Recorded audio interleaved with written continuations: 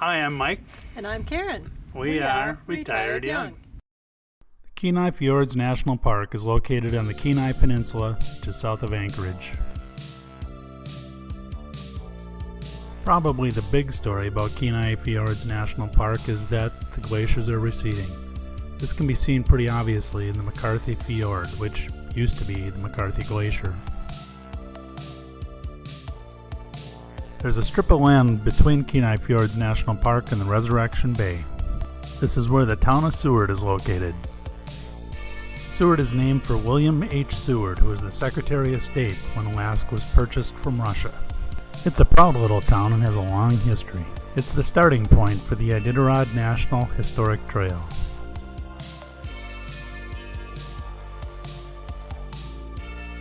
It was also the starting point for the Alaska Railroad. I guess that's why their slogan still is, Alaska starts here. The visitor center for the national park is located in Seward. The other thing you can do in Seward is book a boat tour to the glaciers. There are two companies that do that. The first is Major Marine Tours. In my opinion, this photo is the most likely photoshopped picture on the internet. I mean, really, what are the chances a whale would jump up with one of their boats right in the background? The second boating company is Kenai Fjords Tours. This is the one we went on. Both companies bring you all the way down Resurrection Bay, out past Alick Cape and back to the Alick Glacier. And they have to be fast because it's 55 miles each way to and from the glacier. As you know, if you've been following the Retired Young videos, we recently went to the Glacier Bay National Park. So who better than your Retired Young guides to tell you the differences and pros and cons of the two glacier national parks?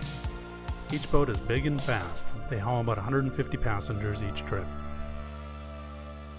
Here's the boat zipping along down Resurrection Bay. Here's a big dork waving at the boat go by. On the trip, you'll probably see whales,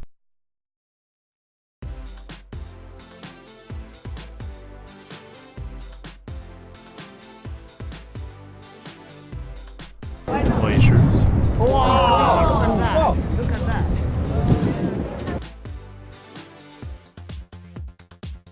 kayakers,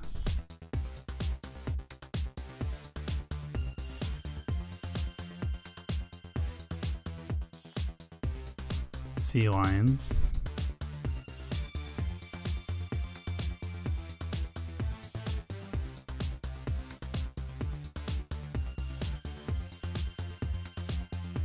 and other beautiful scenery.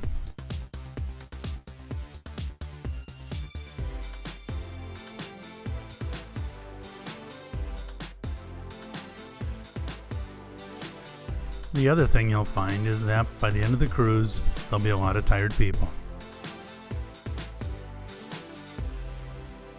On the cruise we went on, we also got to stop at Fox Island for a buffet. It was okay, nothing to write home about. The scenery was kind of cool.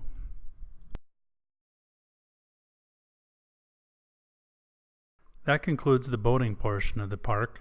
Now we're going to look at the land portion of the park. To get there, you drive north from Seward back to the Exit Glacier Nature Center.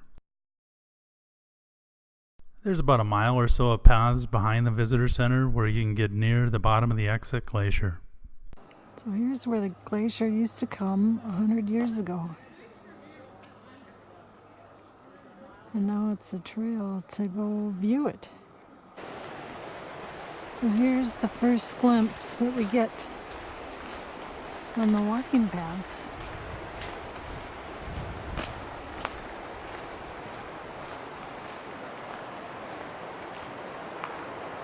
The glacier.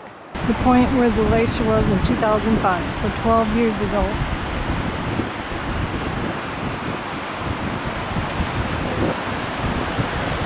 And now it's just a rolling river.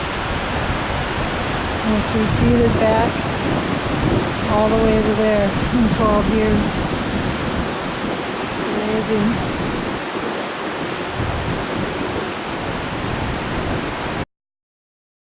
But the real exciting thing about Exit Glacier is the Harding Icefield Trail.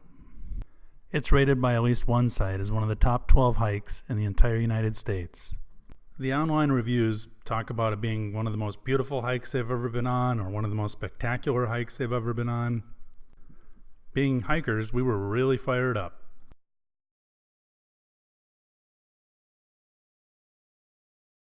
We're at the exit glacier area for Kenai Fjords. And I think that's the old exit glacier.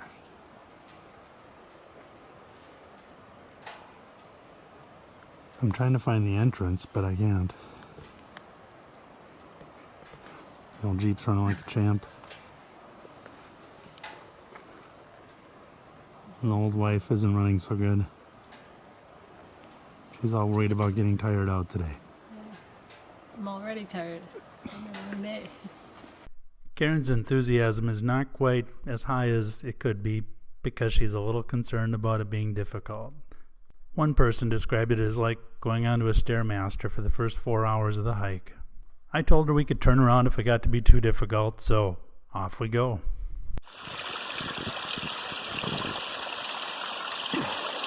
You hear people talking about different microclimates. Well, the first microclimate, the beginning of the trail, everything's green and very wet. During the ascent, you'll see the exit glacier off to your left the whole way up. We know of at least one tour group that brought people on hikes on the glacier.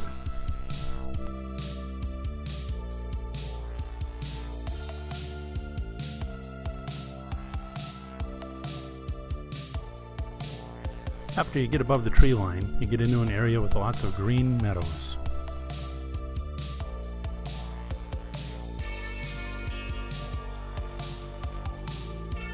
One of the areas on the trail map is called Marmot Meadows. Almost on cue, we saw marmot.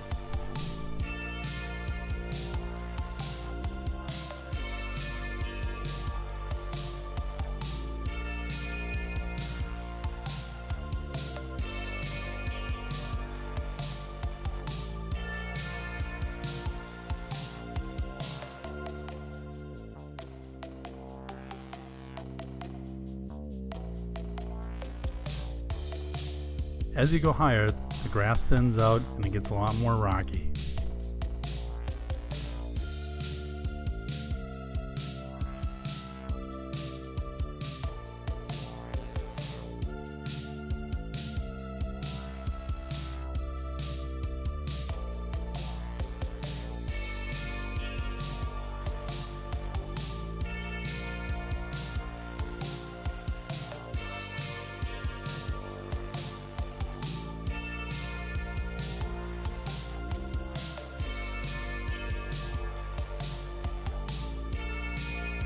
Not that long ago the glacier was on this rock.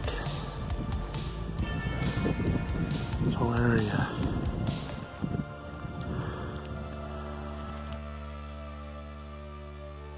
Made it to the top of the Harding ice field. Well, we still have to try. It's pretty cool. The view of the ice field from the top is surreal. It's just so big, and I mean, you see the little people down there look like ants. It's just an amazing place. We're now at the part of the video where we're going to give you our recommendations if you visit Kenai Fjords National Park.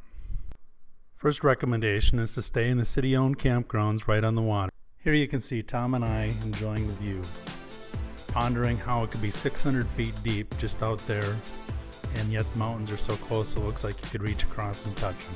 The campsites are all first come, first served, so it helps to get there early in the morning. There's a 14-day limit, but they don't seem to be enforcing that. So we saw people that had been there who told us they'd been there for quite a bit longer. Our next recommendation is to make sure you leave some time to stay in Seward. You can fish right from shore, or you can take a charter. One day we went picking wild blueberries. That was a hoot. There's also other good hikes nearby, so we kind of had a good time in Seward. Our next recommendation is try and pick a nice day for your boat cruise out to the glacier. Because the boat actually goes out into the Gulf of Alaska, some of the seas can get high, and we heard about one tour that 10 people got sick. Our last recommendation is make sure you hike the Harding Icefield Trail. It does have a lot of vertical elevation, but if you take your time and get started early, it's not that hard. I mean, if we can do it, you can do it. So in summary, we highly recommend the Kenai Fjords National Park.